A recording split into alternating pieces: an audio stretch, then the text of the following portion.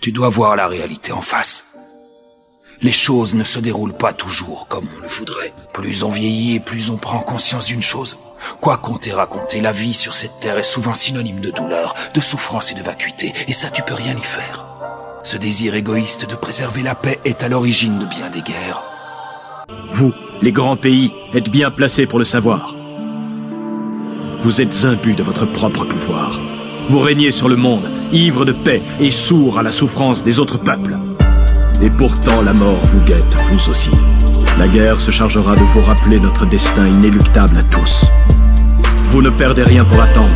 Bientôt, vous aussi, vous aurez votre lot de misère et de souffrance. Les valeurs, ça va, ça vient, ça a déjà changé tellement de fois. Il y a des gamins qui n'ont jamais connu la paix, et d'autres qui n'ont jamais connu la guerre. Comment peut-il qu'ils aient les mêmes valeurs? Ce sont ceux qui se tiennent au sommet qui définissent ce qu'est le bien et le mal. Il faut bien qu'on sauve nos alliés, nous aussi. On n'a pas vraiment le choix.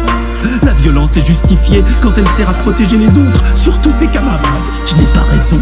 Les mêmes actes de violence sont jugés différemment selon qu'ils sont commis par des héros ou des vilains.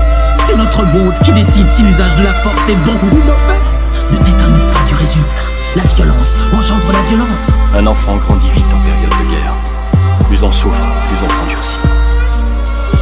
On agit en adulte, on pense en adulte, on devient un homme. Notre monde est encore jeune. Il est en constante évolution. Comme un enfant, il balbutie, il tâtonne, il cherche sa voie. La souffrance l'aidera à mûrir. Je ne peux pas mourir! Aidez-moi!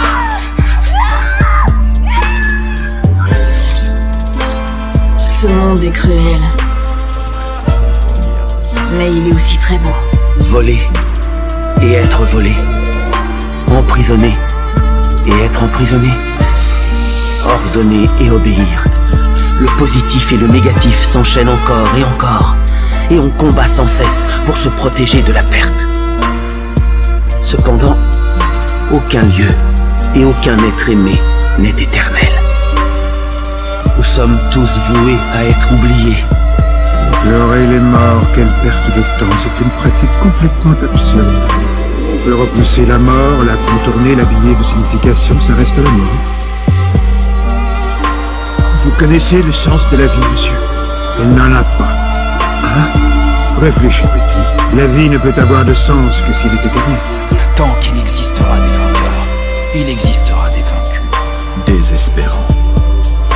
Éprouve de la souffrance. La souffrance fait réfléchir. Accueille-la en toi sans réserve, pour apprendre à mieux te connaître. Celui qui n'a pas connu la vraie souffrance ne peut pas désirer la paix véritable. La justice vaincra-t-elle? Bien sûr que oui! Parce que la justice n'appartient qu'aux vainqueurs!